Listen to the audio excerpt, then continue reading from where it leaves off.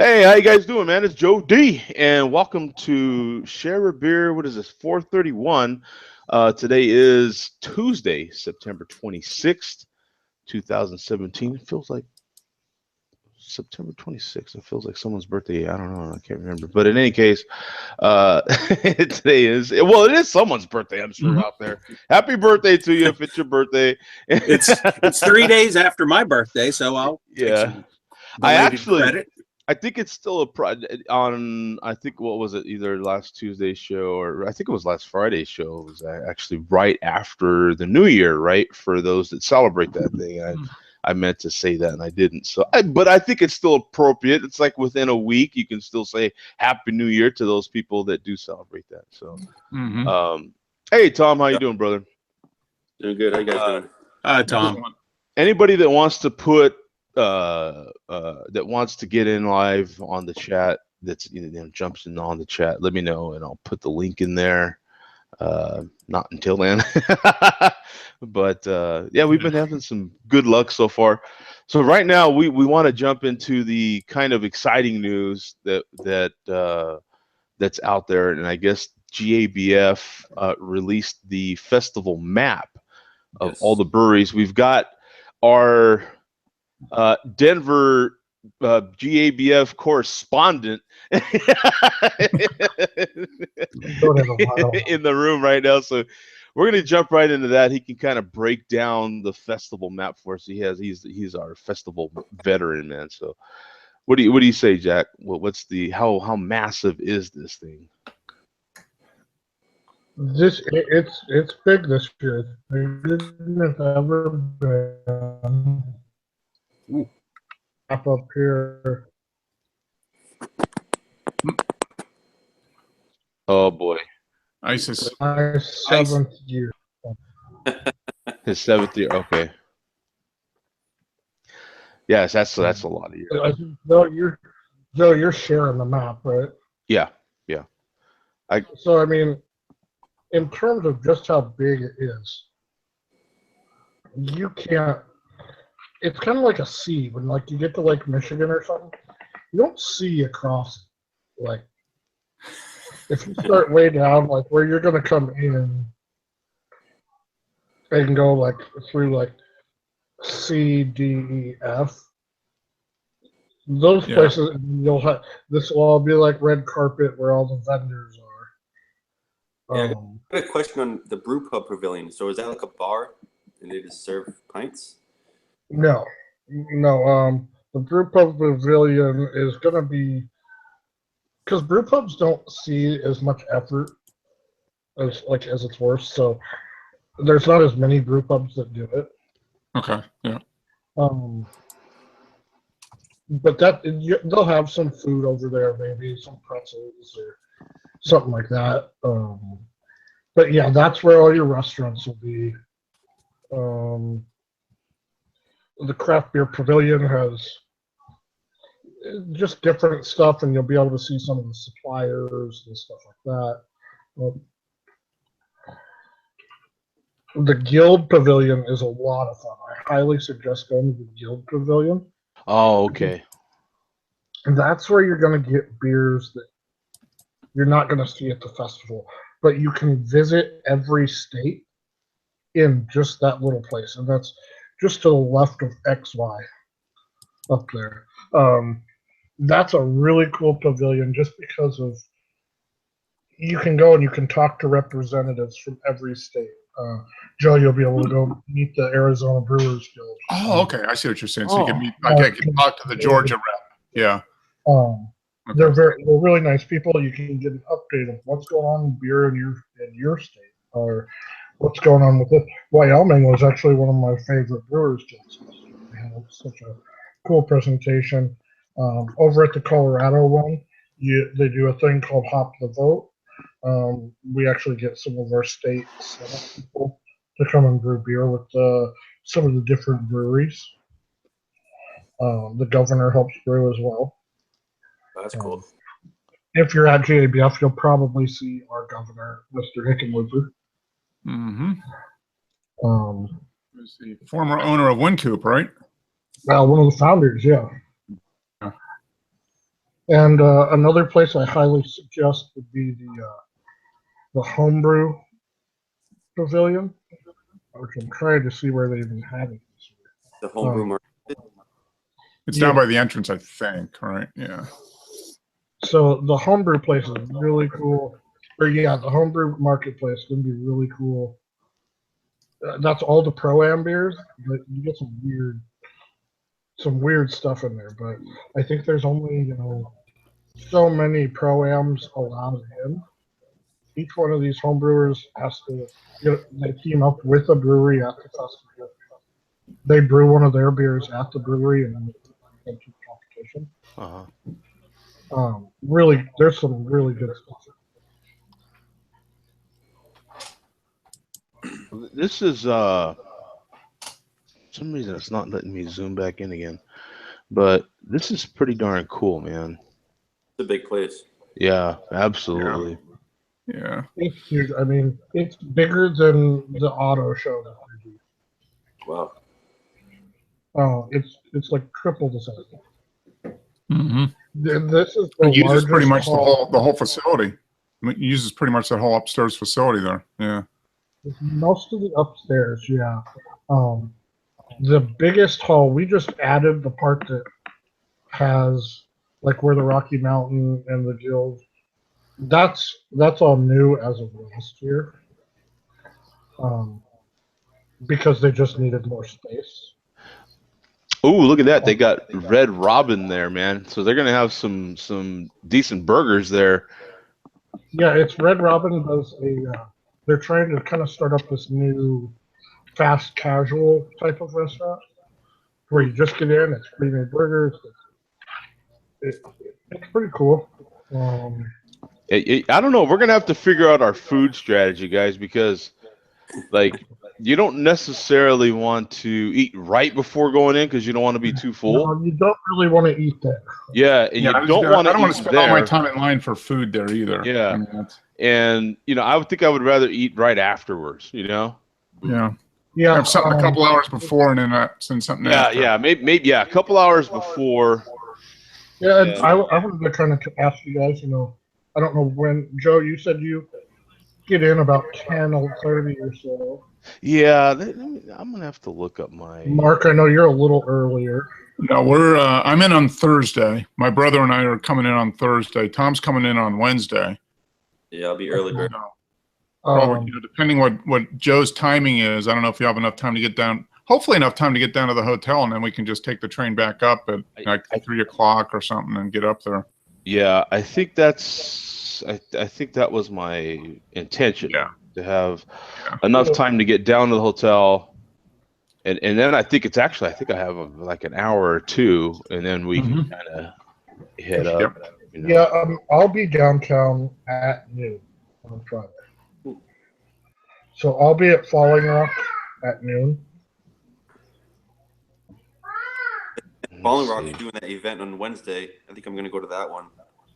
Oh yeah, Falling Rock will have an event every 2 hours from Tuesday till Sunday. Yeah, they're pretty much all the time doing something. But yeah, so at noon, the Falling Rock on Friday, they'll be doing the Sierra Nevada Kill the Keg event, which for Harvest Ale. So it's the first Harvest Ale. It's the freshest. Okay, yeah. That's a lot of fun.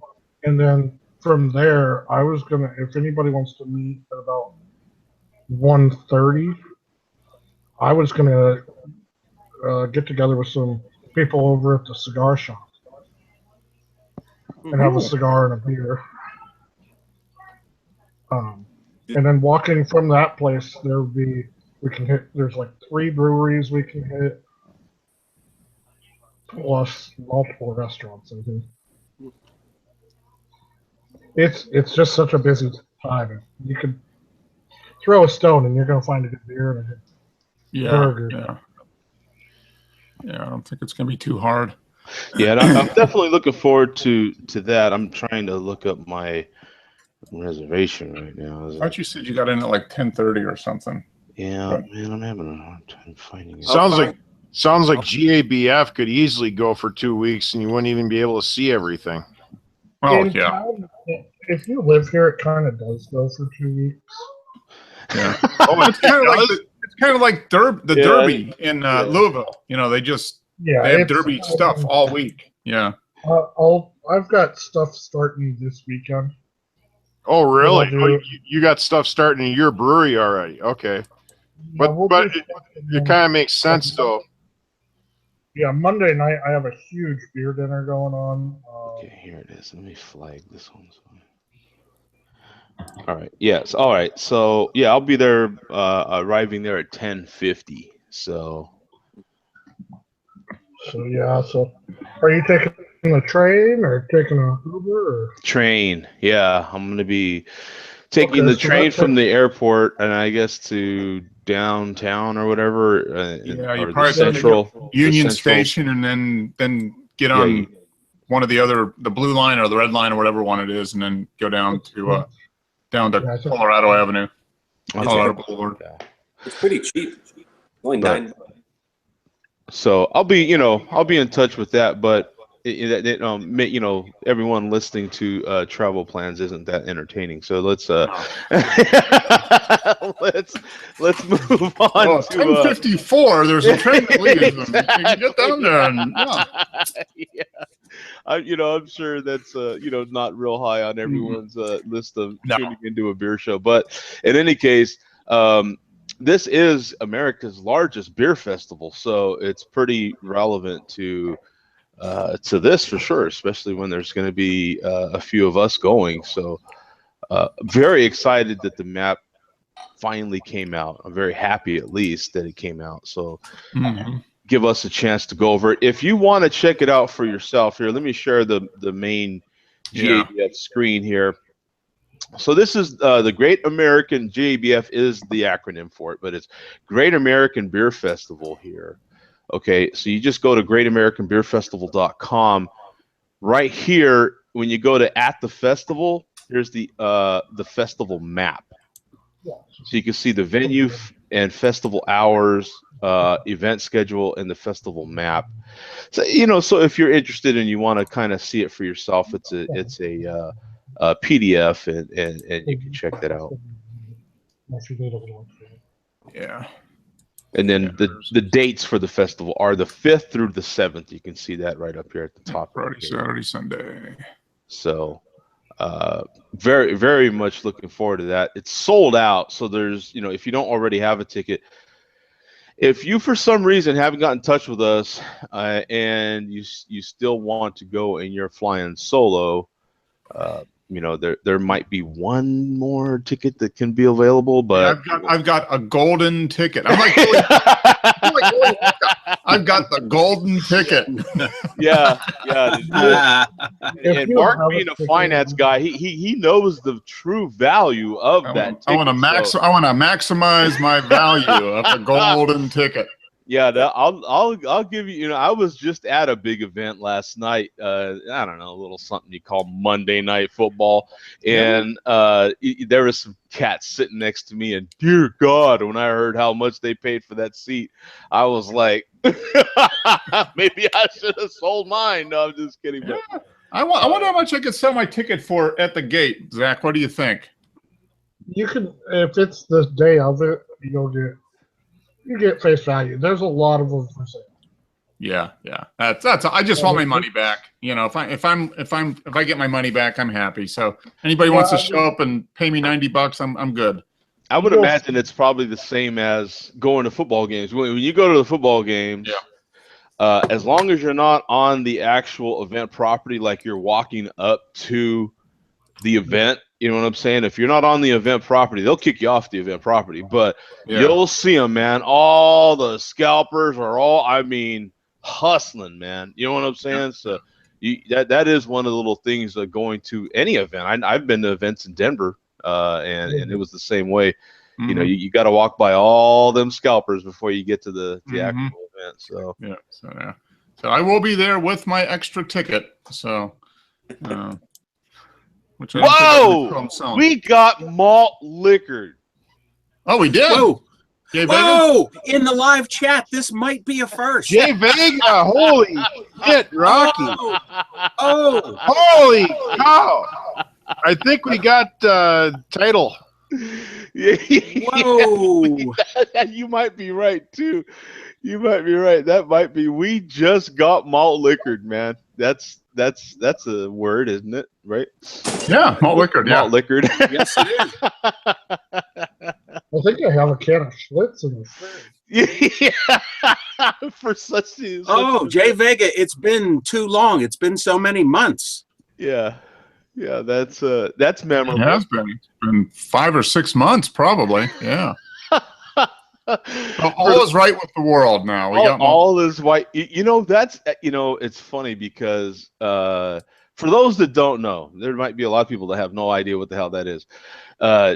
Jay Vega used to get in on the notes, the comments, and always malt liquor every single show for a long time. And I don't think any of us really checked into who he was or what he was about. And that's kind of where the whole malt liquor report comes from. Mhm. Is finding out about Jay Vega. You can thank me or blame me depending on your viewpoint. Right. So that's kind of the roots of where that whole thing comes from. We found out about the malt liquor community and everything. Travis asked if we plan on doing any videos and posting when we get back. Maybe. We're not. I don't think we're doing a live stream. I think we're just video and then compile them and put something together, and then we'll talk about it obviously the next week. Right. Or it'll be 2 days after. If we do the share beer on Tuesday, it'll be like 2 days after we get back. Oh, so yeah. We'll probably still be hungover, but we can do it. Yeah. We'll probably like a 3-day bender. Yeah. I'm wondering. Well, I did figure it out. There's going to be 3,800 beers there, or so, and we've got basically a little over 4 hours. Yeah. So if we were to sample all 3,800 beers in 4 hours, we'd have to do 15 samples a minute. So we'd have to do one every 4 seconds. You have to do them like whiskey shots. That's not too hammered, is it? No, it's still only, even at an ounce each. That's still 3,800 ounces of beer. That's like 20 gallons of beer. I'm testing you right now. Okay, Mark, we're gonna go deep into Mark's mathematic brain right now. So where's Ruben? What would be your blood alcohol level for your body, for your body size beers? You divide that by 12. That's like 360 beers. Jesus. And they say one beer an hour for a 150-pound male, 1 beer per hour gives you 2 beers per hour gives you like a 0.06. Yeah. So, wow, that'd be 300. I don't know. You'd be like 3 or 4%. I mean, like you're just dead. You'd be pickled. You'd be pickled at that point. Yeah, you'd be pickled with beer. Yeah. Mm-hmm. You're not. That's like 30 gallons of beer. Yeah. That's 2 kegs by yourself. Okay, now the next question is 2 kegs by yourself in 4 hours. Now we know that for all big things, food-wise, you generally have one of those competitive eaters there. Now, and they do competitive drink, I think, if I'm not mistaken. And will we see one of the world famous competitive eaters there? Maybe. I know Joey Chestnut comes every year. Really? Oh, you know what? I'd kind of like to meet the guy. Chestnut comes over. I'll send you guys when the article comes out. It usually comes out like Wednesday before. Mm-hmm. They send a whole thing of what celebrities will be there. LL Cool J was there a couple of years ago, which was cool. Last year, anybody that remembers the terrible '90s group, the Hansons. Dude, you know who? The Hanson brothers actually they own a brewery. Oh no! So, okay, this is a blast from the past. Now, last night, I'm telling you, man, it blew me away. Okay, last night I seen Young MC. Okay, this is going back into the '90s, man. I seen Young MC and Montel Jordan. Wow. Yeah, they were at the game, man. Yeah, that was a trip. Young MC in Montel Jordan, and you'll never recognize Young MC in a million years. I promise you. Yeah, there's no way. I was like, whoa, that's Young MC. He's old as MC now. Have not been good to him. Yeah, he's about as round as I am. he's old fat MC now. Yeah, exactly. Old fat MC. Has he been drinking lots of malt liquor? I mean, you know, he's probably malt liquored up. Yep, he's probably all knowed up on his malt liquor. Yep. I'll put the thing that's in there from last year. Most of these are beer celebrities. Oh, okay. But these are the guys that are there, and like Coolio. Okay.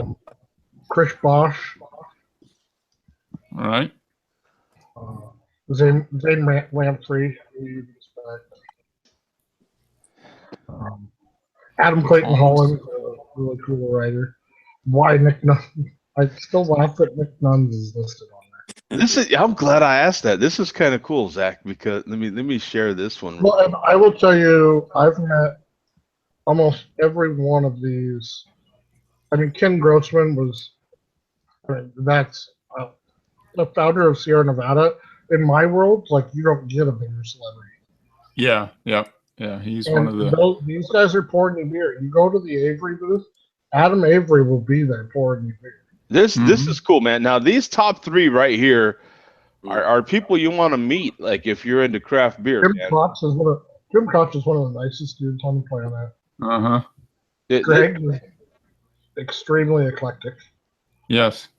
This is definitely very cool, man. You know, if Sam will sit there and get out of the booth, hold up the line to take a picture with you. He's just an awesome dude. Tim Jordan, yep, New Belgium. Oh, New Belgium, yeah. Jared Oliver. Tim Jordan's featured like on. Oh, I'd like to meet him, man. 500 or something is one of America's top women, I think. Yeah, Jared Oliver. Oliver, you'll notice that he is always dressed in style. Mm-hmm. Yeah, I'd like to meet Jeff Oliver for sure. Yep. And so this is going to be really cool. Yeah, I'm glad I asked that because these are definite big names in the craft beer community that you'd like to run into. So yeah, like you said, Coolio, Chris Bosch, Bosch. Yeah, that'd be cool to see him. So he's a home brewer, huh? You'd be surprised. You run into people that, I mean, they're big deals. Yeah, well, Chris Bosch especially. How many 611 home brewers are there? Yeah. And you were scrolling there. Did I just see the Hanson brothers, the three Hanson brothers? Yeah, they own a brewery, actually. No kidding. My wife stood in line for over an hour to meet them last year. Wow. When I heard Hanson brothers, I was thinking of the hockey movie with with Slapshot. I was thinking of the Paul Newman movie. With Newman, yeah. That's what I was thinking when I heard Hanson brothers. Hanson brothers? They got a brewery now? That's the Hanson brothers that rings in my head too. Now, Zach, how popular is Kyle Clark? I mean, Kyle Clark is like our big time newscaster up here. And therefore probably a drinker. He's kind of a younger guy, goes to all the beer fests, goes to all the breweries around town. Okay, cool.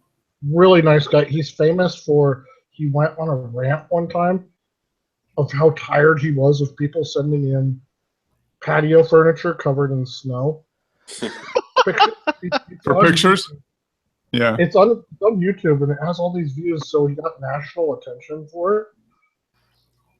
It's a pretty funny YouTube video because it's just a newscaster snapping at how stupid snow-covered furniture is. That's funny. I've seen my last snow-covered patio furniture. This is cool, man. I'm glad you sent that link because that is. So there'll be a new link of that probably next week, probably the day or two before it starts. Yeah, Yeah. Oh, cool. Yeah, that is awesome. I'm looking forward to it. Yeah. Okay, guys, so let's get into what we're drinking. And Bum, you have a segment for us this week, or? Yeah, very, very brief. Very brief. Okay, well, why don't you get into your segment real quick? Yeah. Okay, real quick here. Here's Billy D. I hope Jay Vega is still tuned in. I doubt it. Yeah. I think he just likes to do the quick comment and split. So yeah, the quick hit it and run, huh? Yeah. It's just the fact that he's still around makes me wonder, has he ever watched the Malt Liquor Report? That's what I want to know. Exactly. I'm sure if he's watching, he'll let us know. Yeah. I don't know. He's never given any hint in any videos. So, but very, very, very brief report this week. Now, obviously, and thankfully, Share a Beer doesn't get into politics. But needless to say, a couple of the malt liquor superstars made some videos this week in regards to NFL teams, and I'm not going to get into it specifically. Right. However, I will give one quote from Steel Worldwide in one of his videos. God bless the USA and God bless malt liquor. There's a statement everybody can agree with. Yeah. That's a bipartisan statement. Yes. Yeah. And also 40-ounce Fear in his 40-40s challenge, his ongoing 40-40s before Brews 40 turns 40 challenge. Oh my God. He's now up to 40-ounce number 32 out of 40. And he posted this yesterday, and this 40 was a Steel Reserve 211. And this was in a plastic bottle, which the malt liquor, most of the malt liquor guys hate plastic. They call it plastic with a D.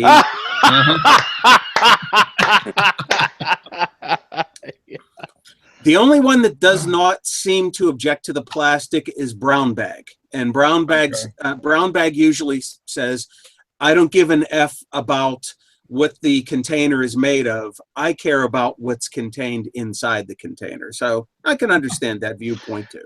Yeah. But with him drinking this Steel Reserve plastic bottle, Fear has announced that not only will this be the last 40 plastic bottle that he consumes as part of the 40-40s challenge, this will be the last plastic bottle that he ever drinks of any beverage for the rest of his life. Oh my goodness.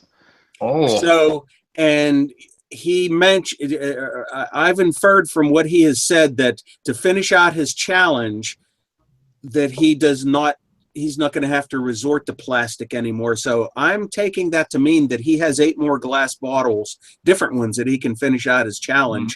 So that also means that what I reported on last week, the rumor that I heard that the Malt Mustang was going to ship him a 40 of Schlitz Bull Ice, that may not need to happen now, because it sounds like bottle, huh? Well, no, it's glass bottle, but it sounds like Fear has enough bottles to make it up, glass bottles to make it up to number 40 without resorting to plastic again. But I may talk the Malt Mustang into still shipping this Schlitz Bull Ice to him, because I have a feeling that Fear is not going to come up with 8 more malt liquors. He'll probably have to resort to drinking a 40 of bad beer like Corona, or he's already drunk Miller and Pabst. And I think there's some other 40s out there like Bush. So what is their opinion on the macro beers? It all depends on who you ask. Steel Worldwide is non-bending in his beliefs. Drink malt liquor, drink only malt liquor, or get the hell off YouTube. Label out. You know what's hilarious is, I bet you the hardcore of the malt liquor community could almost join hands with the hardcore of the craft beer community, because they don't want, either one of them necessarily wants to drink anything but their. We all could link arms. Yes. But and somebody like Fear in one video will denounce craft beer C words, But at the same time, he has panned his camera over his refrigerator, and you'll see craft beer in his refrigerator. Oh, But he'll say, I don't know how the F that got in here. That son of a bitch Dorf must have broken into my house and put that in my fridge. when in doubt, blame Dorf. Right. Yeah. F Dorf. F Dorf. And also, recently, Fear had a contest. I think it was last year. He had a contest where he was giving away some Ballantine Burton Ale. That's the Ballantine Christmas Ale that they've revived in the last couple of years, along with the IPA. And Fear had a 6-pack of this Burton Ale, and he decided to award a couple of bottles of this Burton Ale to any craft beer drinker who made the best video of themselves chugging a 40. But Fear did state in the video, he said, looking at the beers on the 6-pack on his table, he was like, I don't even know how the hell this stuff found its way into my house. I don't even know how it got here. I don't even have any idea how that got here. Yeah. Huh? So most of them, some of them freely admit that they drink bad beer off camera, or most of them don't admit to drinking craft beer off camera, but a lot of them stick to drink only malt liquor on camera, except for Fear. And Fear does what he wants. And even our friend Jay Vega has occasionally gone against the blueprint. He's fruited the malt. He drank a Cold 45 pile driver a couple months ago. That's the Cold 45 that had orange juice in it. I'd challenge any of those malt liquor dudes to down a crowler of a big craft beer, of a barley wine or my Imperial Stout. Yeah. Oh, they have no desire to do it, Zach. Yeah, they can't. They can't do it, and they don't have any desire to do it. Yeah, that's the whole thing. I did my first crowler chug the other day. It looks like it was enjoyable. They're awesome, dude. The only 32 ounces of something that's like the only place on YouTube that I'm aware of where the two paths cross as far as chugging and craft beer, that's the Metal Madman. He will chug craft beer, and it's amazing what he can chug as far as some of the stuff with the strength. But that's the Metal Madman. They call him the Mental Mattress Man. All kinds of names. The Metal Moron, the Menstrual Mattress Man. That I tell you, man, that Hawaiian dude's pretty impressive. You know what I'm saying? yeah. Sumo. That dude's impressive. That guy can chug some beer. I have no desire to chug beer like that. I can chug a pint pretty damn good, but I mean, wow. Yeah. So that's the Yeah, see, unless it was Limerita. Now that's some real beer. Yeah, you should make a shirt, Zach. I chugged a Limerita and survived. I think didn't we all chug a Limerita on here one time? I don't know if anyone would actually admit that is. I've done it a couple of times on here. I don't know if anyone would actually admit that on here, man. Hey, we got head coach in there as well. I have to share my moment of snobbery that I had this week. Oh, I would love to hear it. What do you got? It's pretty sad, but I felt better about myself because of it. I went to a baseball game with the wife. Nice little date out. You know how hard it is to find a good beer at a baseball game sometimes. Well, I'm not above Coors Original at all, and I'll drink a Coors product. She brought me back a Bud Light. Oh, not even a red can, a Bud Light. And, I'm so proud of my values in life. I said, "What is this shit?" There's no way I'm drinking it. And I took the beer. I turned around.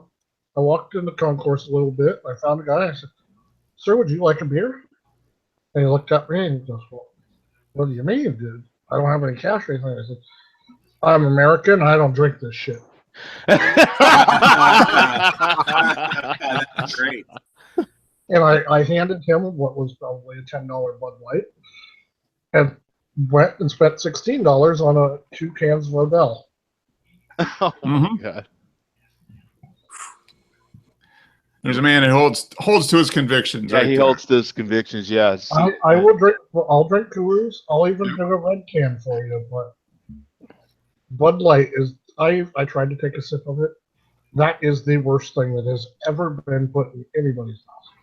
well, especially off, you know, in a plastic probably pint glass at a ball game has got to be the worst At representation Coors of a Field. beer. Yeah, at Coors Field. Yeah, it's you know, yeah, that's So it's like you'd think Coors would be host to the games out there instead of Bud Light You gotta play the disco market. or Ambev for that matter. yeah. You gotta play the distribution market. Yep. Okay, guys, let's get into the what we're drinking. Was that all you had, Bum? Yeah, that's it for Malt Liquor Report. All right. Great, thank you, man. That was a good one. I appreciate it. Do you have a sound clip like clapping for that? I know we need some sort of. First of all, I need to figure out a way to work all this equipment I've actually got over here. I've tried to. I've done some experimental things where I've tried to play the teletype machine in the background, but it doesn't transfer to the final. Yeah, into sound the. distorted. Yeah, I think the good if we could find it. Yeah, if you can get like the breaking news thing, you know, that they do.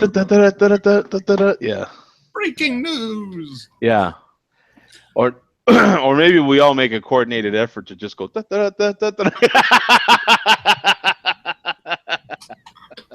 be more fun. That would actually be a lot more fun. Yeah. That would require more audience participation. Yeah. So it's like, yeah, we have Bum's segment now, the Malt Liquor Report, and then it's like Cue the music. Yeah, exactly. Exactly. That's hilarious, man. So Tom, what are you drinking, brother? All right, I did a beer trade with Earth. I've been doing some beer trades with. I got myself a fundamental observation from a Bottle Logic out of Anaheim, California. Oh, okay. I saw the words vanilla stout there. That's already sounding good. Imperial Vanilla Stout with Madagascar vanilla beans. Ooh, sounds good. It's pretty impressive in my opinion.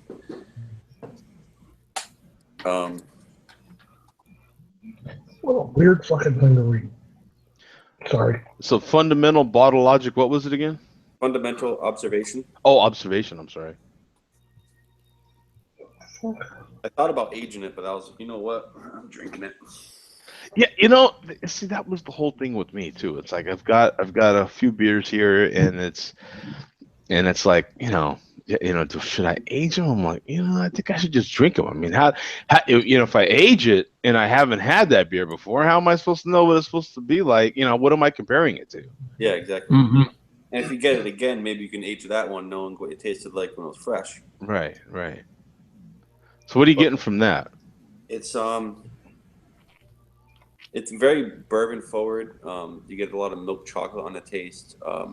Some vanilla, a little bit of like burnt marshmallow, like a toasted marshmallow. Oh. Finishing off like some graham cracker. It's actually pretty impressive. It's on Untapped. It's probably the highest ranked beer I've had ever on Untapped. Yeah, it is. It is definitely up there. It is definitely. Wow. It's that definitely meets your minimum requirements, Tom. Yeah, exactly. That's Earth don't play around either. He if he recommends a beer, he recommends a beer. This is Tom, that's a little high in alcohol for you. pretty high, man. I'm almost on too, and I'm feeling You're crossing the 4% threshold. Now that looks like is that a 32-ounce bottle, maybe? I've never had a bottle this size, a 500. Probably a wine bottle, I bet, right? What do you think? It's a 500 milliliter. Yeah, so it's like a 16.9 ounces. Okay. Yeah. So Okay. A pint. Yeah. And the bottle, Wow. it tells you if you should cellar it. It tells you what temperature to cellar it at. Bottle tastes great. Yeah, it's pretty cool. So was it a corked bottle? No, it was a capped. It was a capped. Okay, so you got 4,900 ratings on here, 338 in the last 30 days, 13.6% ABV. Yep. No IBUs rated right now, and you've got 4.69 bottle caps. That's pretty darn high. Yeah, that's Wow. out of 5,000, out of almost 5,000 ratings. Yeah. Yeah, out of 5,000 ratings, and you've got a 4.69. That's a good beer. Yeah, it's Yep. pretty delicious. I know they've done different versions of this. I think it came out last year. I'm not 100% sure. I know you can only get it at the brewery. Now, let me ask a brewer, Zach. Now, I love when I see this an imperial stout blended with Madagascar vanilla beans and aged in bourbon barrels. What, and I do cook a lot. Well, not a lot anymore, but I mean, I do like to cook. What is a Madagascar vanilla bean? Have you tried different vanilla beans? Is what I'm getting at. From It's a different vanilla regions. bean, and it's from Madagascar. Right. They're big beans. They're real big. They're hearty. I think it's just I think they're probably the most widely available as well. Okay. I've had Mexican vanilla beans, which I think are a little spicier. I've had some Dominican ones. It's kind of like coffee, Right. It all depends on the soil it's grown in. Vanilla beans are real interesting. When we brew with them, we cut them in half, and then we scrape all the seeds and stuff out, because the seeds will make anything real bitter. Right. Okay. Madagascar, I would say, is probably just the most well-known. It's probably the easiest to acquire. Okay. Okay. They're not cheap. I mean, even when I buy them wholesale, we put them in our orange cream ale, and we put them in our imperial stout, and it's a lot. If you go to the grocery store, like 2 pieces of them are like $10, probably more. Really? Yeah, For Madagascar, Tom? Is that? Yeah, those. Go to the grocery store. They're, like you're saying, they're very expensive. If you go to a good spice store, if you got a good spice store next to you, a good Madagascar bean should be 8 inches to 8 to 12 inches. That's what she said.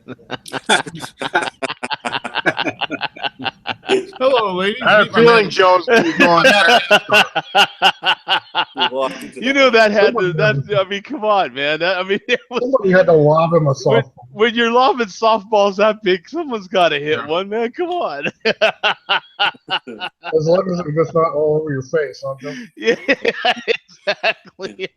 Just don't lob the balls over the grocery. Yeah. Soft balls in an 8 to 12 inch Madagascar vanilla bean. Yeah, on a nice long bean, man. Yeah. Yeah, that's what the end creation is, an imperial stout. Mm. Yeah. A very stiff one. Yeah, exactly. Yeah. What a lot of head. A lot of head. Dense, milky head. Nothing like adding fuel to the fire there. Yeah. There went the train and there went the rails. I think you hit a banana peel.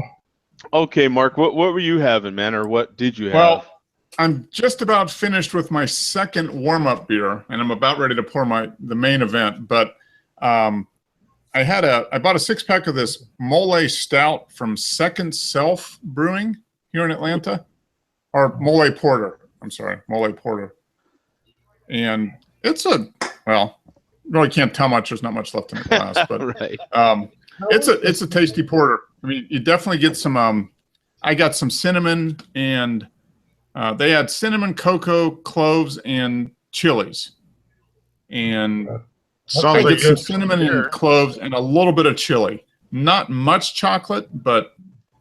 Well, that's one ingredient that we can definitely reference, because I think anybody that likes anything spicy has sampled different chilies from different regions, and hell, you can have different chilies from your very same region, and they're very different. This one on top here. Yeah, so it, you know, we can. I knew there would be a difference. It was just like, you know, you just, you know, kind of see Madagascar here and there, and so I was just kind of wondering. Yeah, Mark, no, this is a very good beer. This was $10.50 for a 6-pack, so not too bad. Yeah, about average for these days. For these days, 6.5%. So. Ska Brewing put out a mole stout a couple of years back.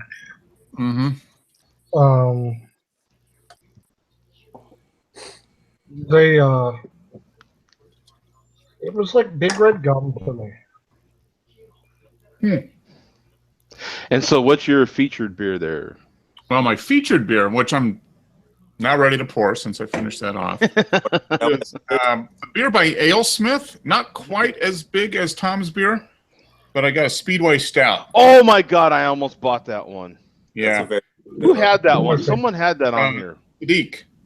Yeah, yeah. Sadiq had it. I found it in my beer store. This is 12% ABV, and this is a pint. And this was $6.50 for the can.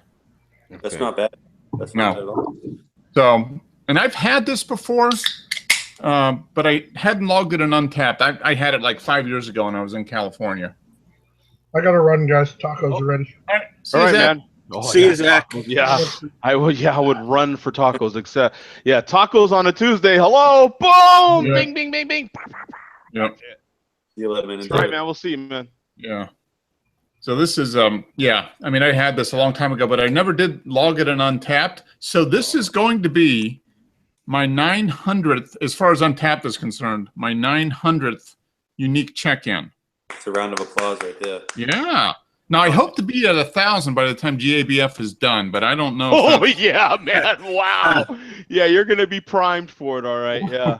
I don't know if I'm going to be able to do that. Well, we see now we've got Mark's a marathon runner. You know, he's a runner. He's used to training for run, and this is. I'm in the last week of training for GABF, so I got to, you know, you kind of do that last hard big workout, and then you taper a little bit. Yeah, and then that week, you know, that 5 days going into it, then you taper off and you just relax the body. And as a matter of fact, I think that's how competitive eaters do it, right? They kind of train like that and hardcore, and then you know, just like anybody else that trains, right? So yeah, you know, 100 beers. Beer here. If I can find one more big beer over the weekend, and then I'll taper for a few days, and then hit it hard for that final sprint.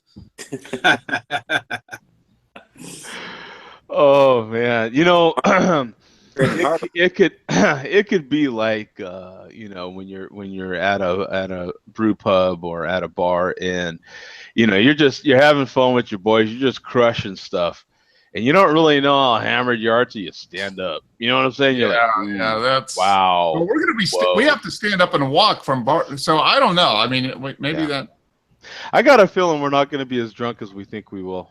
No, there's just not enough time. There's just not enough time. There's too many people. Oh, man, this is. And the samples are so small. So you know, you never know. I have been to. This You'll be surprised. Sound weird, but I have been to wine festivals before. You know, and you know, just purely for that reason. You know, and accomplished that mission pretty well. So, you know, so yeah, this is a very good beer. I remember it as being tasty, but it's been a long time since I've had it. Now, see, I went to many festivals, beer festivals, when I was in Germany. And, you know, and in those days, I could drink an incredible amount of beer. It was insane. And yeah, in order for us to really get hammered, even at a beer fest in Germany, I mean, we were sitting down having a lot of beer. You know, I mean, yeah. No, I'd be happy if I got 40 to 50 different samples at the at the festival itself would be good. We have Basement Beer says he quotes me, you know, I don't think we'll be that drunk. He's like, famous last words. Check with us in 2 weeks. Don't worry. We'll give you a blow-by-blow details. Yeah. Don't worry. It's not loaded. Yeah. It's not that strong. Loaded. Yeah, it's not loaded. Don't worry about it. Yeah. Yeah. Just spin the thing. Yeah, don't worry about it. Spin it and point it at me and shoot.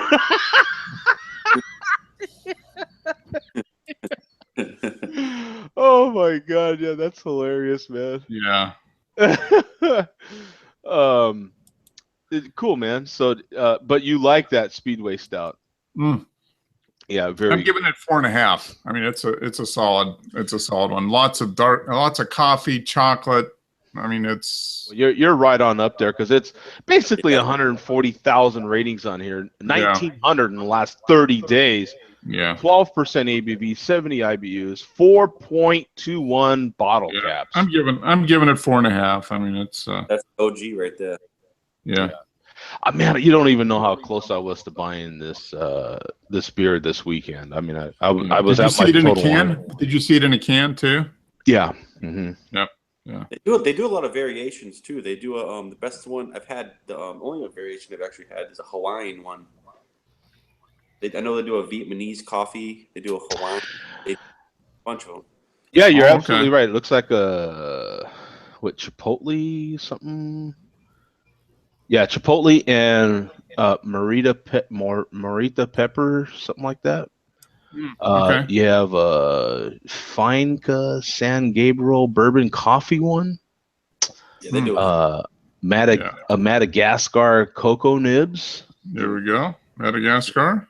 Ice Sleigh whiskey soaked oak chip version. So there's a bunch of them, like you said. Well, this as a chassis for doing all kinds. Well, we were talking about this last week. You get a good beer and then you can do all kinds of things with it. I mean, this is perfect for that. I see what he did there. Speedway Stout. It's the chassis of the That very good, very good. Yeah. Think of me as the Dale Earnhardt of Speedway Stout right now. Yeah. Mark's really good at the segues. Driving that beer right down to the old tummy. Oh, this is going to be great. What is awesome too is we will have the kind of what would you call the person that keeps you in track? What's the when you go on a date with a girl for the first time and you have chaperone. Yeah, we will have like a beer chaperone, if you will. Our own little DD kind of keeping us in line there. Mark's better half. Oh no, actually, she's not going. Oh, she's not. She's not. Uh-oh. No. Oh, no. Yeah. Boy. So there goes that plan. I was kind of counting on that too. No. She was actually giving me a hard time here yesterday, saying, "You guys are going to get so drunk." Oh my God! Yeah, I was counting on Pam being there so that she could kind of like, give you the look. The look. No, there's no look. There's no look. Yeah, and the only look is like a wink from somebody else, like that kind of guy nudge of come on, you. We're on our own. Yeah. This could be What happens at GABF stays at GABF. Yeah. That's the motto of GABF, actually. Yeah. Well, Denver stays in Denver. Yeah, if they actually do have that shirt, I might have to buy one if they have them in real men sizes. None of this small and medium and large crap. There's got to be a bunch of X's before that bad boy. Double XL. Yeah. No, Mark. No, Pam's Mark, I think she's going to be. I think for Joe, so yep. Mark, I think for Joe's and my size, they have like 4XL and up.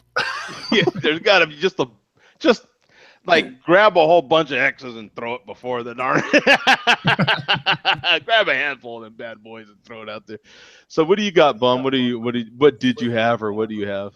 I am finishing up. This is Oktoberfest week number 7 for me. I'm keeping my streak alive. Wow, look at you. You've got is there any kind of Oktoberfest, 40 Oktoberfest in 40 days thing happening here?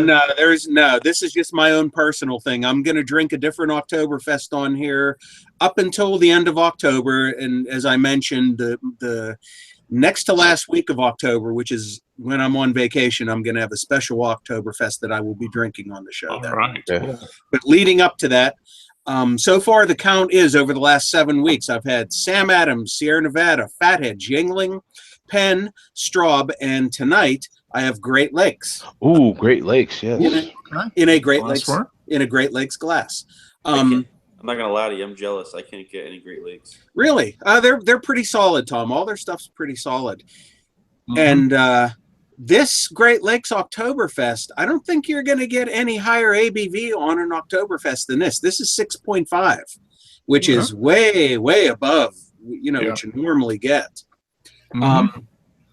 So something different, slightly higher ABV on Oktoberfest, and I have much like here with his having enough 40s that he knows he can make it to the end of his challenge. I know I have enough Oktoberfest beers to keep me going up till the end of October. Different. Okay. I see the glassware. Yes, proper glassware. Great Lakes. Yeah, tap the glass. Tap the glass. Yes. Oh, and one other thing about this Great Lakes Oktoberfest that I found odd.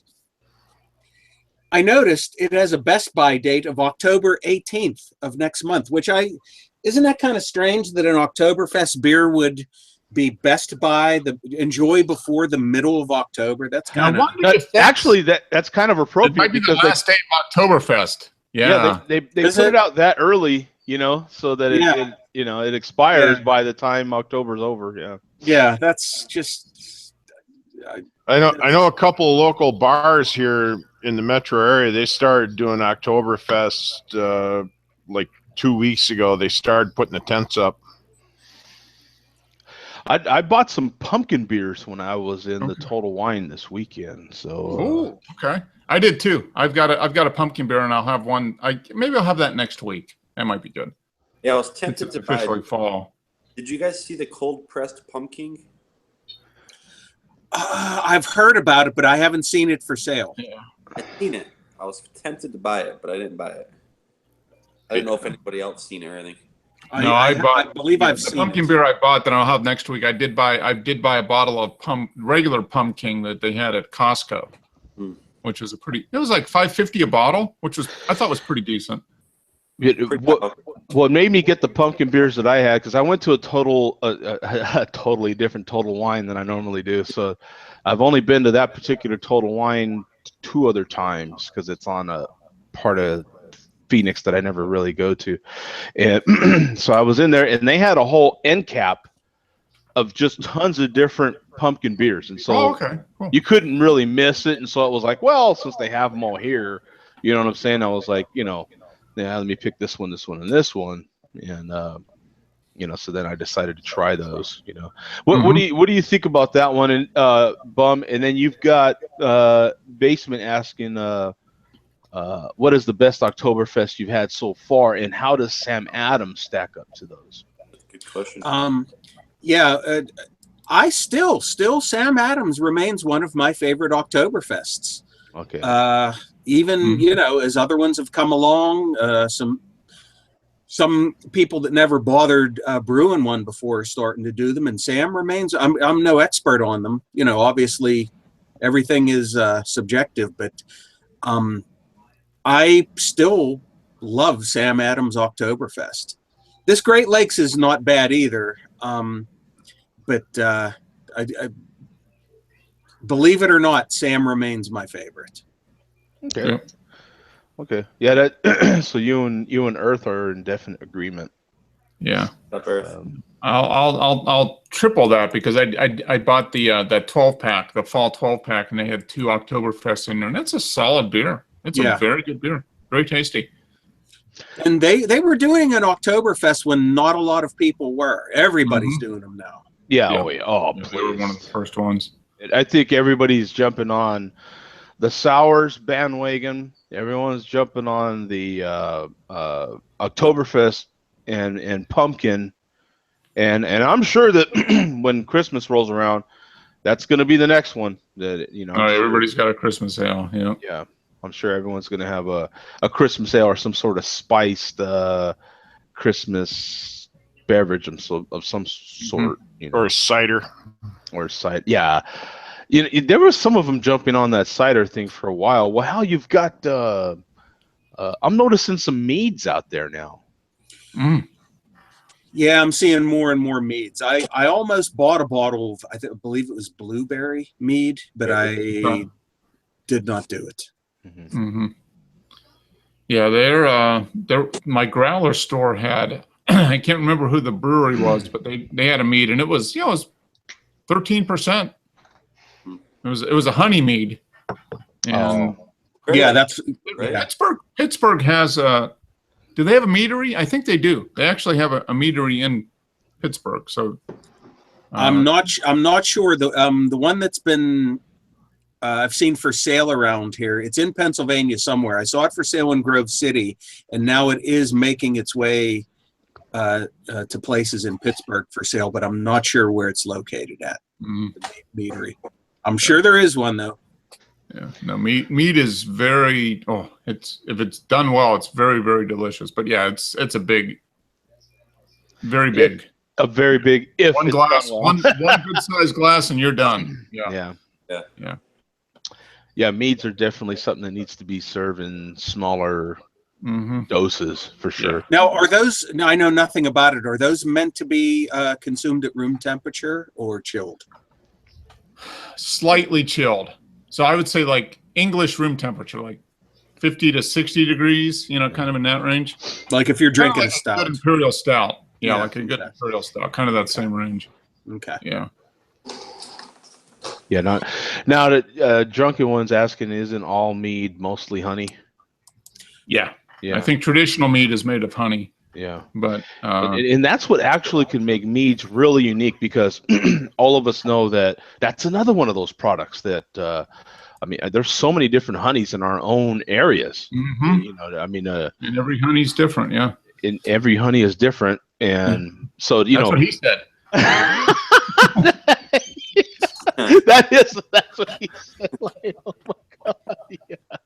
Yeah. Oh boy, I could have went deep. Anyway, Joe going down the wrong road now. Yeah, my head's just spinning with stuff right now. The one with all the numbers going through his head. Yeah, as a matter of fact, at my local craft milk store, which is actually a dairy, they do sell a lot of different local honeys. The craft honeys, I guess you will. I mean, there's got to be just from this one farmer alone. I think he's got I want to say 6 or 7 different honeys that people just love. It's all based on the flowers that the honey come from primarily. Yeah. Well, honey's be expensive, but it's when you can spend like $15-$20 on it, but it lasts for a pretty long period of time. You can get a little thing of honey, it'll last you 2 months. Yeah, if you're just putting a little bit of honey like in your tea or something like that, yeah. Right. I mean, my thing is that the stuff that you use most, you should pay most for it. Yeah, that's true. You use most because it's better for you. Yep. Yeah, and Andrew, are you having the same thing I'm having? Yeah, I'm having the same thing you're having, but Mom and I went and did some shopping today, and Mom is kind of like you, only not for beers, but picked these up. Oh man, Little Pumpkin Debbie. Spice. Shout out to Little Debbie. You know what? Yeah, we got to get into Little Debbie a little bit, Andrew. So what? Have you had them? No, the box is still shut. Man, Little Debbie's. They even have a pumpkin brownie too. Yeah. Oh, pumpkin brownie. Like what? Well, yep. There's let's not even get into the pumpkin stuff. Yeah. But the Little Debbie's are that treat. Same thing with Tasty Cakes. And like they have Little Debbie's and the Tasty Cakes. Oh, right. You're like, as a professional fat guy, They're very hard to resist. You know, Walmart and all these darn grocery stores, they put them up there at the register while you're waiting. I mean, they need to be like arrested. That's just wrong. The current, believe it or not, the image on the box is actually the current president of the company. This photo was taken like back in the 1950s or early 60s. Okay. Oh, really? Okay, so that was her when she. Yeah. So she was like the logo for the company back then when they did TV commercials. Mm-hmm. Yeah. Oh, okay. So, Basement says that Lee Russell is doing a beer analysis 101 on Sam Adams Oktoberfest tomorrow night at 8 p.m. Okay. Yeah. So if anybody's interested, they can check that out. No, Lee does a good job. I like Lee. Yeah, no, he's absolutely good. And if you also see anything else at like convenience stores labeled McKee's, and it looks like the same thing by Little Debbie, it's the same company. Collegedale, Tennessee. Yeah, Collegedale, Tennessee. So that, I'm telling you, man, those Little Debbie's, those little white cakes they have with that white frosting, it's like, you know, you get 2 of them in that pack.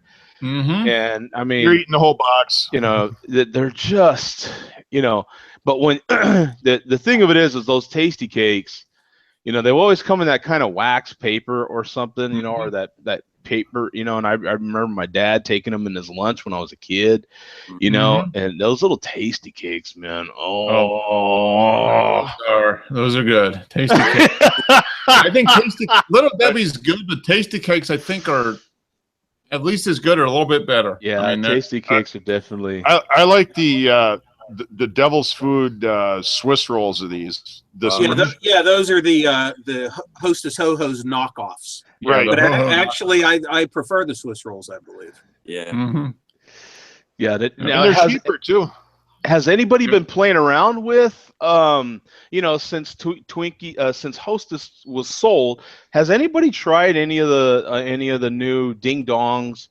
You know, the ding dongs aren't in their white paper anymore. Now they're in a clear cellophane wrapper like all the other stuff, and they're thinner. The ding dongs are thinner, like Little Debbie's now. They're not. You know, I was a Suzy Q fan back in the day.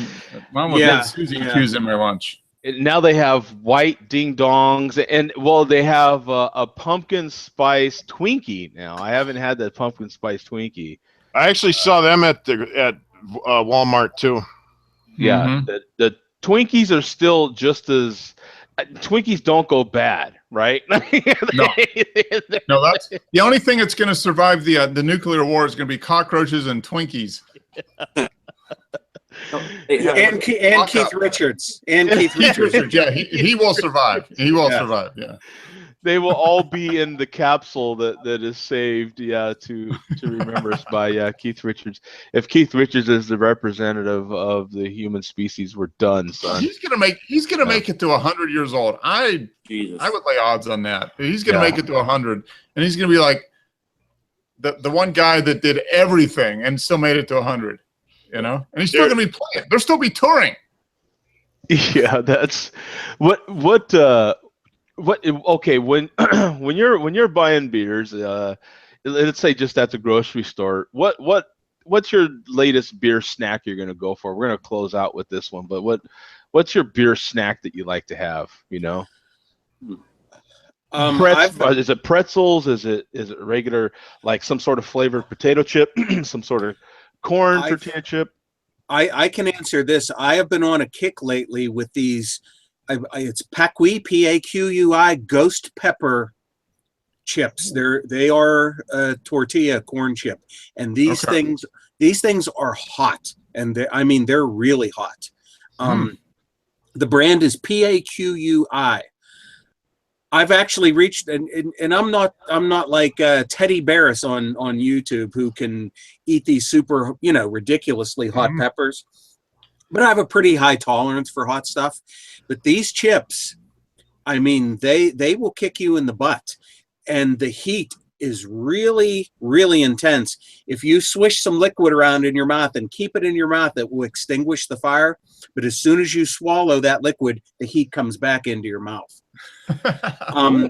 But the chips are very tasty. I've given them to a few friends of mine who can handle hot stuff, and they're like, whoa, these are really hot. I found them at Walmart, and Pequi makes a couple different types of chip, but these are Pequi Haunted Ghost Pepper chips. That's what I have been enjoying lately. Huh. I'm Googling them right now. I haven't heard of them. They're like a regional firm. Also intrigued. They're not, hey, they're GMO free, so that's good. Oh, yeah. Oh, I don't have any GMO. Can you handle it? Yeah, I can't. You go to their website, and it's like, can you handle it? Yeah, no way you're getting GMOs in here, man. No. Are they kosher, Mark? That's what. I don't know if they're kosher or not. The Reaper returns in 14 days, 13. I wonder if that's like their super, super hot chip.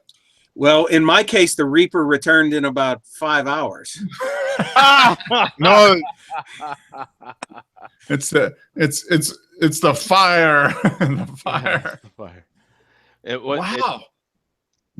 Okay, so they're coming out with a chip. You got to look for this, Bum. It's made with the Carolina Reaper pepper, 200 times hotter than a jalapeno. Shit. Buy it October 11th. Oh, that's my birthday. October 11th is my birthday. Oh, you want to see something crazy? Go on to YouTube and type in "man snorts Carolina Reaper." Oh, this guy is an idiot. Oh, that could be. That actually sounds like it could be Ted Barris. I'm not sure what the guy's name is, but I'm hearing. Let's just say I'm hearing banjos when I watch this guy's video. This guy, he puts some into his favorite vaping liquid for his cigarette deal, and he also snorts a line of it, or not a line, but just like about the tip of a pencil off of a plate. Yeah, and his nose just it's in flames, and this guy is totally out of his rocker. Yeah, there's plenty of them on YouTube out of their rocker, that's for sure. As a matter of fact, you're looking at a room full of them right now. Yeah. So what's your latest go-to kind of snack food, Andrew? Actually, we got a local store in downtown St. Paul that they kind of sell homemade candy and stuff they make there at the store. Mm-hmm. I like their Chicago mix popcorn. Okay. It's a mix of caramel corn, cheddar, and white cheddar. Oh, see, now you're talking my mom's language, and my mom loves like flavored popcorns, man. Here's the best thing: they sell various size popcorn barrels. You know the ones you can buy at the grocery store for like $2-3 and like say give it to your mailman. Yeah. The one I bought from there is about a 10-gallon drum. It's about 2 foot across and maybe about almost 3 foot high. That's funny, man. Tom, what's your favorite little snack food, man? I don't want to be a snob or anything, but usually, to be honest, like say I'm spending money on a beer, and I usually don't eat anything while I'm drinking the beer, so I can not take away from the beer. Right. But like, say like if I'm drinking like a beer, I really don't care about. I'll have like corn nuts or something like that, or like corn chips. Okay. You know, nothing wrong with that. That's something easy. Yeah. A lot of things do affect the taste of beer as you're eating, and and the chips that I mentioned, I actually don't drink them or eat them while I am drinking beer, because those things do affect the taste of what you're drinking. Mm-hmm. Oh, absolutely, they do. Yeah, that's Not trying to be a snob or anything. No. Yeah, that's absolutely what you do. I've come back to a snack food that I used to have, when I was growing up in LA. You know, as a kid, they were all over the place, and I have Munchos, man. I've been having Munchos. They're like, $2 a bag. You know what I'm saying? They're like they're not really potato chips. They're like potato crisp, really. And they're just pretty good. They're part of that, like if you've ever had Funyuns or Bugles, or they're that sort of, you know, texture. And they're $2 a bag. Like, you just can't beat the value, you know. Now I have not had the flavored ones they're showing here, but this typical bag right here is, and not just with beer. I mean, this, you know, just the general kind of snack food. If I'm gonna, you know, have a, you know, just a snack. Here's a good look at the actual crisps here in this picture. But yeah, they're Munchos. I just enjoy the hell out of them, man. They're you know, they're my latest go-to kind of fat guy snack. And and see, the problem is, you know, as a truck driver, you know, the truck stops have all the, oh Jesus, all these damn, you know, so. And the problem is they only have like one little thing of Munchos, and they'll sell out quick because they're only $2. See, all the other chips that are that size are $4 a bag at least. Oh, okay. Yeah, so they're because it's a good sized bag. So $2 is a hell of a value for that, you know, because hell, the littler snack size like Doritos are typically like. I even know the prices, and I know like $1.67 a bag, if you will. So it's like, why not just spend $2? You know what I'm saying? A little more, and you get a way bigger bag. So when they're out of Munchos, I'll get like different flavored Doritos or Cheetos. I got a quick question for you. Yeah. Obviously, being a truck driver, you go to a lot of like truck stops and stuff. What's like some truck stops are better than other truck stops? Like they have like actual food cooked. Like, you know, what's the best truck stop you've ever been to? Well, you know, I could have answered that very well years ago, but now anymore, man, a lot of them, they're no different than any other company. Like we like to talk about with the beer, a lot of buyouts, a lot of mergers, a lot of this and of that happening. And what's a shame is over the years, as a truck driver, you really enjoyed going to. I missed my 76 truck stops. 76 truck stops were independently owned typically, so you had really good diners in them, really good and those are the days when they called them truck stops. Now they're just called travel centers. They like to call them travel centers. They did that years ago already. As far as the big chains, it's hard to say, man, because I used to really like Petros. I used to kind of prefer Petros out of the big chains, but now Petro and TA are kind of the same thing. And, you know, TAs are okay. I still think the Petros are just a little better than maybe a TA.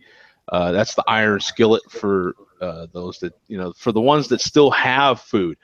Most of them don't have sit-in eating anymore. They call them travel centers, and they mean to get you in and out. So a lot of them will have fast food, so some sort of fast food. So you're going to have Wendy's, Arby's, and typically you're going to have the Subway. I mean, they'll have a Subway. Subway seems to be in a lot of right. All of those, yeah. Subways in a lot of them. Sometimes some of them have a Carl's Jr. Some will have a Hardee's. You know, depending on where you're at. You know, some sort of fast food. You know, it meant for you to in and out. You know, the sit down dining is just going away. Yeah. There's a truck stop here in Minnesota on I-35 in 19, right where you can go to either Northfield or New Prague, Minnesota, called Big Steer. And years ago, they used to have an Embers in there, and another consortium bought it and redid everything in that truck stop. And they've got, well, they still have a buffet, literally a buffet in there. Good eating buffet. I mean, quality food. And they still, I think they still have like a Perkins in there, and they also have a Subway attached. Okay. So like, say if you need to get in, get something to eat, like get some fuel and go, you can do that too. Right. Yeah. A lot of them will have a Subway. I mean, the Subway's really, really common. Head coach is mentioning Flying J. Head coach lives in Flying J country. Yes. he lived. That is, you are going to see Flying J's when you go up there.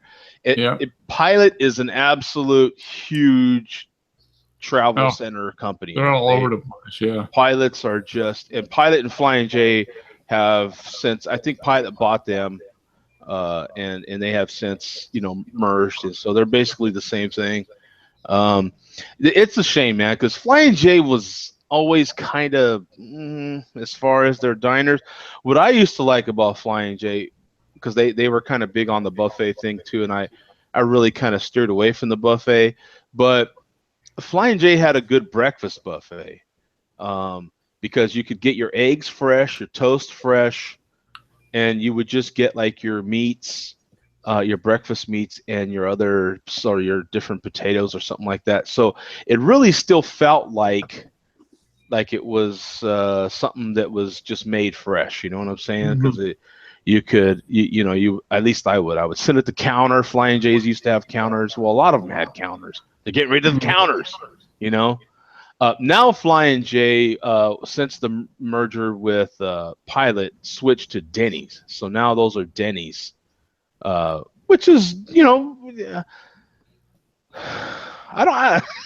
It's like, okay. I don't have a sit down. Yeah. Right. But you know, the big boys now are, you know, since all the merging and all of that, are like Drunken Ones mentioning Love's. Now Drunken Ones in Love's country. That's definitely, you are going to see some Loves in Texas. How about Stuckey's? You remember Stuckey's? Oh yeah. Stuckey's. Some of those are still there's probably only like 2 or 3 left in the whole world now. You know, there's others that are big gas station chains, but you know, like QT, we have a QT truck stop. You know, those are all geared though towards just fast, like boom, boom, boom. Like there's no, you know, they're just getting away from the sit down. You know, have your waitress come, and you know, how you doing, honey, and chewing the gum and all that. You know, they're just. Yeah. Those are, and to me, it's a shame because I used to love the different varieties that you would get at a lot of the mom and pop truck stops, and they just can't. Different parts anymore. of the country to get different personalities, and right. Food would be different. Yeah. It's kind of unique.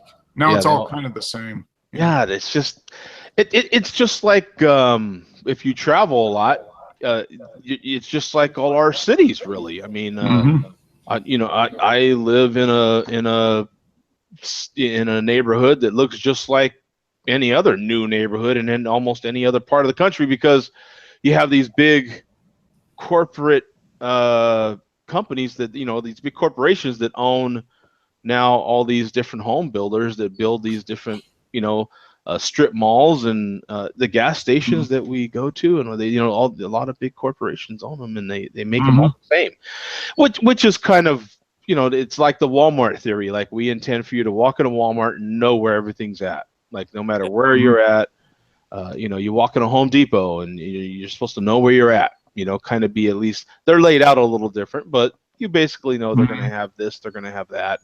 And they generally have it by, you know, if I'm looking for Q-tips in a Walmart, they're generally by the pharmacy somewhere, right? Like, so it's, you know, everything's, what do you call it, homogenized, or what do you call it? Yep. So it's, you know, to me, that's the shame. Like, you used to be able to, and you still can for the most part. Like, if I go to Boston, it's going to look different than Phoenix in some ways, but some of the newer parts of Boston are going to look just like the newer parts of Phoenix, you know? And that part's a shame. So, you know, some of the older parts of those towns and our local areas still look very different, but a lot of the newer parts. The easiest way to describe things, I think, as far as like going to different stores and stuff, an instructor of mine used this term: the McDonaldization of America. Yep. And he used this term to describe television and radio, because you got certain TV stations, they'll cater to certain types of television shows. They're looking for a certain demographic. Same thing at the radio stations. Yeah, So it's sure.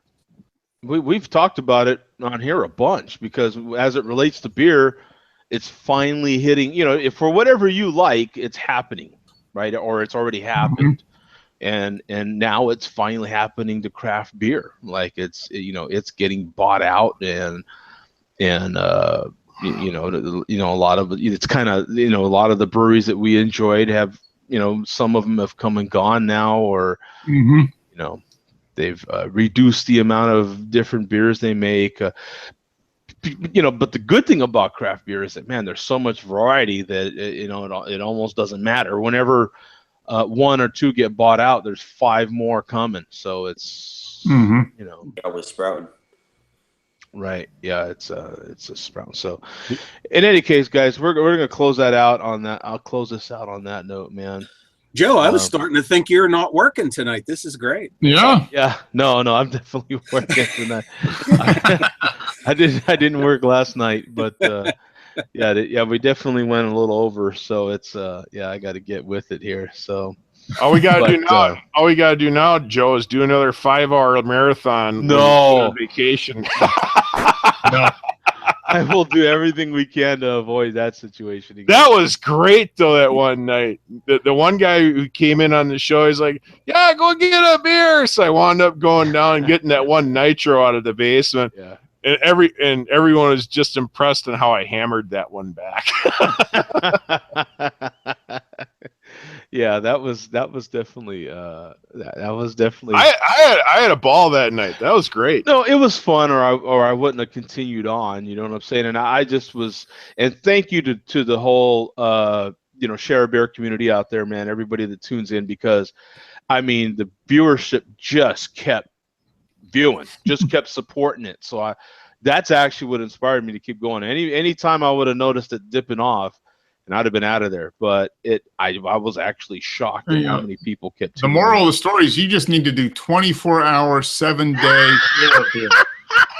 Well, Mark knows because he watches the same particular tech guy that I do, and Leo Laporte will do a 24-hour show. I don't know if he is anymore, but he would do a 24-hour show. I think for New Year's? New Year's, yeah. And he'd try to go all the way. Each hour would be. He'd start early and finish late, basically. Yeah, for every single New Year in the world, he would do one, including the what is it? What's that? The unified time, Greenwich time. Greenwich time. Yep. Greenwich, yeah. Greenwich Mean Time. Yeah, GMT, right? So yeah, including GMT time. So he would do that, or that's kind of saying it twice, right? If I say GMT time, isn't it? Yeah, but yeah. but yeah, including GMT, he would. So I think GMT starts it. Yes. Yeah. That's kind of what everybody supposedly sets their clocks by. Is right. Mean. Yeah. So yeah. But he would do there you go. The end of the year, you're just doing a 24-hour share of beer. A 24-hour. Well, you did it. Kind of did a little. Last year.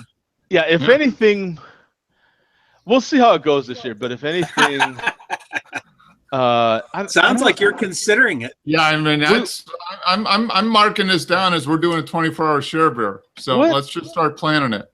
I have to see what day it's falling on and everything. When I have no idea when New Year's. Yeah, I don't even know when it is. What day it falls on. Yeah.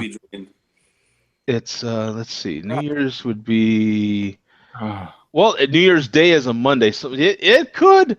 Yeah, New Year's Eve would be.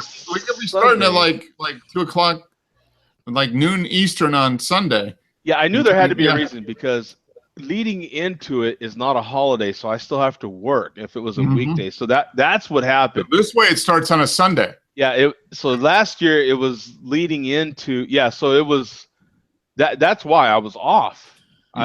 So that's what made that all possible. Yeah, so okay, well, just mark it down. We're doing a long share beer. Yeah. End of the year. I kind of like the way I did do it too, because it was just maybe 15 minutes or 20 minutes per hour is all that and it was you kind of came in, did a toast, talked a little bit, and then came back. Yeah. And by the end, even by the end of that 4 hours, it was still like, I ain't making it to Hawaii. Oh, what does Hangouts let you do? Do they let you stream? Is it 8 hours or 12 hours? I think you can stream 8 hours or something. Okay, so we're gonna have we'd have to do some planning and come up with 3 hosts so we could start 3 streams. Yeah, or 2 streams or whatever. I'm not positive, but I think you might be able to do it longer now, just based on some of the videos that I've watched with some of these people complaining about other people talking about being on Google Hangouts for like 24 hours straight. This head coach is like just going crazy right now. He oh yeah, look at that. Every time zone. If I'm not, I'm thinking, was that when head coach jumped in? That might be. I don't know.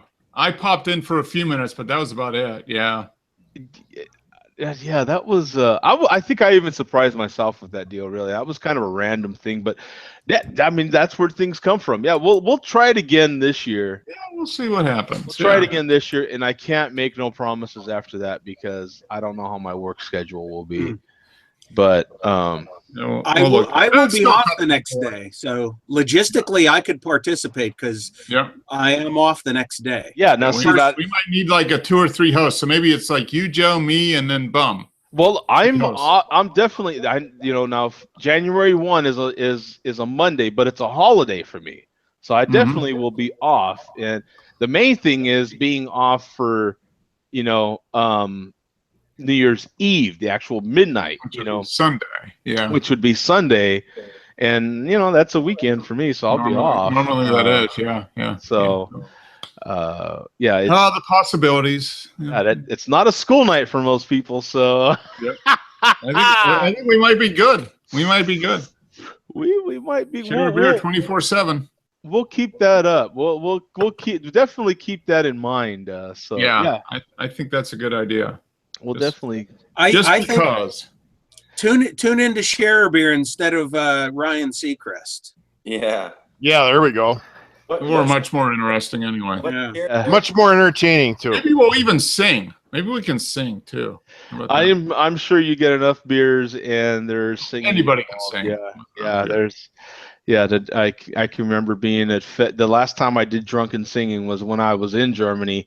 And they start singing songs. I don't even know what the hell I'm saying, and I'm singing it. You know what I'm saying? It's like, yeah, man, yeah. Ice dove fight, yeah. Roll out the barrel. All I remember is the part where you're just like, clang beer mugs, man. That's all. Yeah.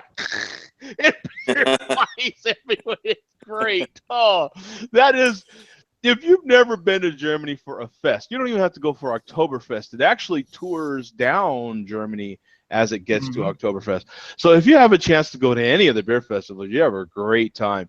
And it's just, that is something to be on the bucket list. That is something to be experienced, man, because they are just an incredibly good time. I mean, just hanging out. Each fest has a few different beer tents, and they are just, I mean, the music, the whole culture, having real bratwurst and on just those different breads with those different mustards and everything is just, it's the perfect beer food. If there's ever a perfect beer food, it's like it's a brat. it's a different sausages. You know what I'm saying? You're getting me hungry, man. It is fantastic, man, with onions and different. It's just God, the smells, and you know what I'm saying? Like, man. Okay, guys, we're out of here, man. Okay. All right, see you guys, man. Peace out. Thank you to everyone that tunes in, man. We've been getting some excellent viewership here. I swear, it's great. I love the support, man. Love it, man. We'll see you, head coach, Herb, Mom, all the moms out there. Yeah, all the moms. Mom approved. Yeah, Mom approved, definitely. Earth, of course, man. We'll see you guys. Peace out. See ya. See ya.